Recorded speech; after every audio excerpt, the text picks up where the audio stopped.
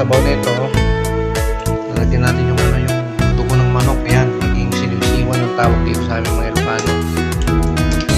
Sinisiwan ng tawag yan mga kabiyero. Yan.